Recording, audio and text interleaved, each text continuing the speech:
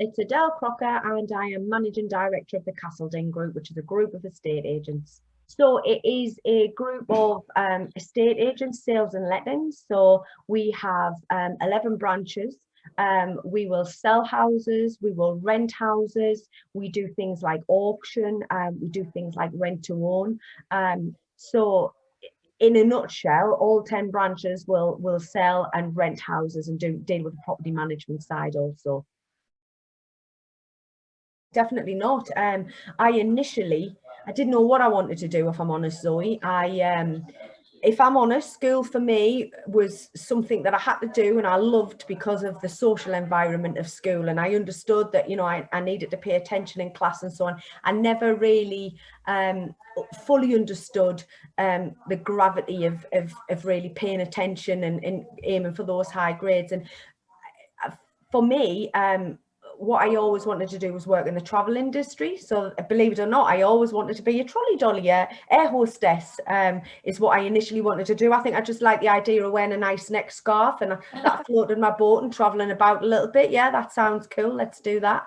But in all honesty, I think that at 16-year-old, it was too overwhelming for me to know what I wanted to do. So I kind of drifted into college, and I got some at GCSEs. I got 5, at grade C or above, which I just say scraped, if I'm being honest, in a few of the subjects, which allowed me to go on and do I did an NVQ in travel and tourism with a view to working in the travel industry. And really, some of that, if I'm honest, was it bought me a little bit of time. At 16, I couldn't begin to think about really what I wanted to do and make those life choices. But I went on to college and I got my NVQ, and then I actually ended up in an apprenticeship with the revenue and customs. So I worked for the tax office for my sins. For a bit of a stint, I worked there for a couple of years, and I would say that it was only really in those couple of years that I really started to form an understanding of what I was really good at.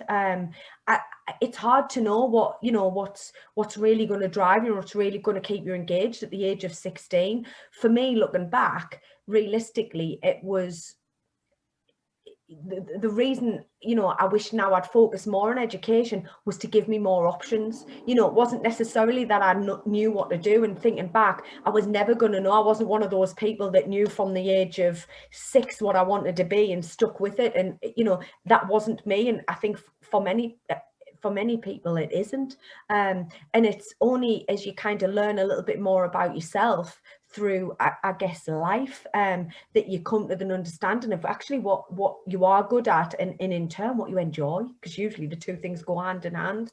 And I drifted into a role as an apprenticeship, an administration apprenticeship, and from there I understood that I was actually really quite good at communication. Was definitely a key thing for me. I was, those social skills of those friend groups at school and being a bit of the problem solver and thinking about it, those things that I really enjoyed and I took into the workplace. And because of that, because of my social skills, I found it really easy to connect with other members of a team. And because of that, I was probably slightly more engaging, and I dare ask lots of questions and put my hand up. And, I guess because of that, I've gone on to flourish in each kind of role. And I eventually ended up in property around 15 years ago. So quite late, really. I'd been in management prior to that, and customer service was definitely my forte. What I come to realise is that making sure that people got a really good service and understanding how to run a service department and set expectations and motivate staff to meet those expectations was definitely where my skill set was. And I ended up in property accidentally, I guess, through had children, and my circumstances changed where I wanted to not be working 50 odd hours a week and never kind of switching off. And I got a part-time job in property and absolutely fell in love with it. What I really loved about property was working with people and meeting all different types of people. I loved that. Again, that social side of things that I guess I recognised very early on, thinking back now. And I've been in property ever since. It's fair to say, Zoe, because I didn't kind of go all the way through education, it's fair to say that a lot of jobs, I haven't actually had many jobs. I'm one of these people that kind of throw myself into things, and I don't drift in and out of things. I've worked for 4 companies my whole life. And the reason being is, I think in every occasion I've pretty much started at the bottom and worked my way up every time. And I think probably because of that is I guess because of the type of person that I am, I was very much always told that I was always old school, and that, my dad would always say, if there's nothing to do, you ask for something to do, and you always make sure you're busy doing something, and you watch people and you learn things and you put yourself forward for things. And that carried through with me kind of my whole life. And I've always had that, roll your sleeves up and get your hands dirty and learn and get stuck in, I guess. So what I might have lacked academically at the very start, I made up for in abundance in terms of work ethic and enthusiasm, I guess. Yeah. Do you think then that, would you say you've sort of, is it something that somebody's recognised in you and helped you, or did you sort of say, right, I'm going to start at the bottom and work my way up, or do you just think it's just that the companies that you've worked for have seen your work ethic and how dedicated you are, and it's that's allowed you to sort of rise up the ranks, if you like? Definitely. I would definitely say it's the latter of what you've just said there, in terms of it's somebody being in a senior role who's recognised something within me. And generally, the thing that they've recognised in me each time is because I've changed industries, although I've always worked, if you like, in the service sector and customer facing roles, if you like.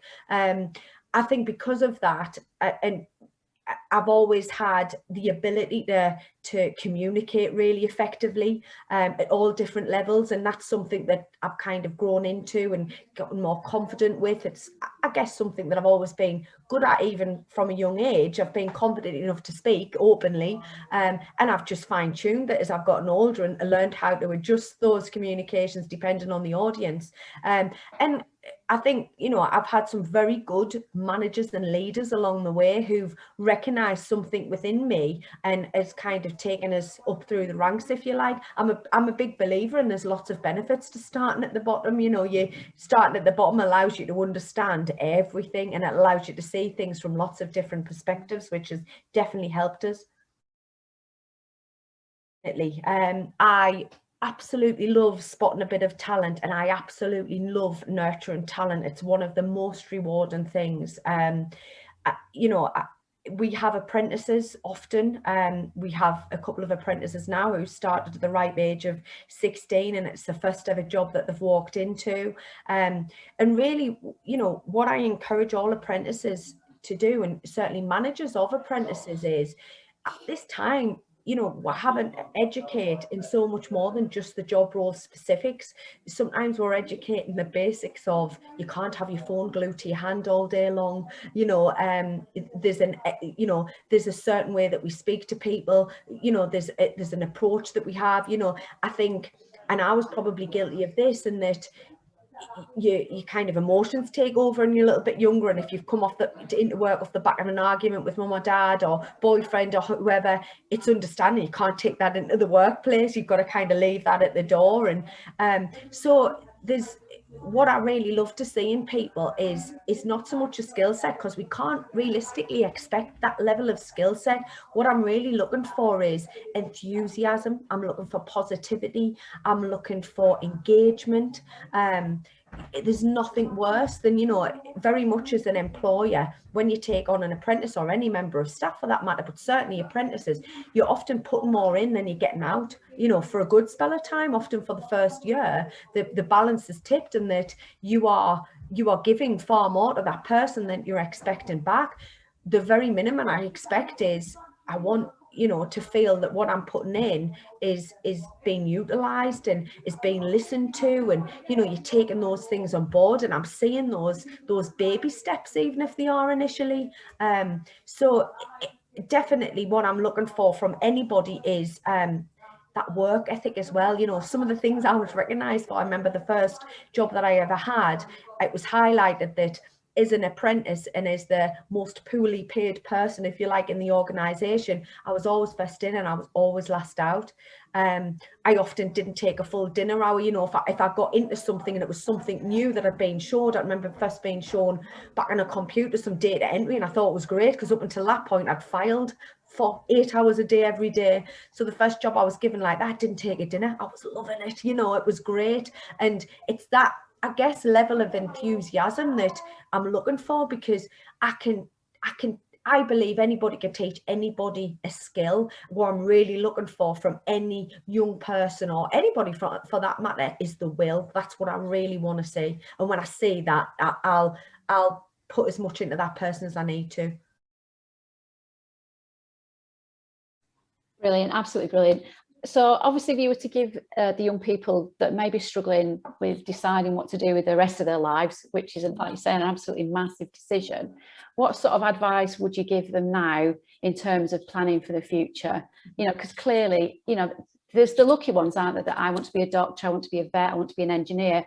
But for those that are probably going to meander through life a little bit, like I did as well, what advice would you give them now? First of all, I feel the pain. I would not go back to those days for all the tea in China. It's such a daunting time, and particularly if you're surrounded by some friends that know exactly what they want to do and everything's mapped out for them. I was really envious of those people. The first bit of advice I would give you is don't panic. It's all right not to know what you want to do right now for the rest of your life. Zoe, do you know what you want to do for the rest of your life? You know, you might be lucky enough to be at the stage where you do know now, but how long is it taken for us to get to that point? So don't worry about it, is the first thing I would say. I've got a child in year 13 and a child in year 11. So two very important years, A-levels and GCSEs. And this is really prevalent to me, in that one knows exactly what she wants to do. The other one is not 100% sure and feels a real pressure because his sibling knows what she wants to do. And I should know in turn what I want to do. It's okay not to know right now. What I would say is my best piece of advice is give yourself as many options as you can. So the bit where you're working hard right now is not so that you know exactly what you want to do and it can get you there. The harder you work, the more opportunities you give yourself. Now, you know, if you're particularly academic, great, there'll be lots of doors open to you because you've given yourself lots of options. Don't think that if you're not particularly academic, that lots of those doors closes, because I've just spoke about, and this is hand on heart, the truth, speaking from experience as a individual who wasn't particularly academic, kind of scraped through and used a different set of skills to get where she is now. But then also speaking as an employer, I can have somebody with a fantastic CV who's had fantastic qualifications and lots of experience, but actually don't nowhere near have the same level of enthusiasm or will as that person with less. So don't worry about it. Use the skills that you've got, and if they're not academic skills, think about your social skills. Think about, you know, what you bring to the table, whether that be your work ethic, how hard you're going to work, you know, whether it be your tenacity, to never be defeated by something. They're all really lovely values and skills, and you know, don't lose sight of that. I think, you know, schools have got a really hard job to do. They've got to educate pupils, they've got to keep them on the right track, but often we don't give enough emphasis to who you are as an individual. And I guess, you know, don't worry about it.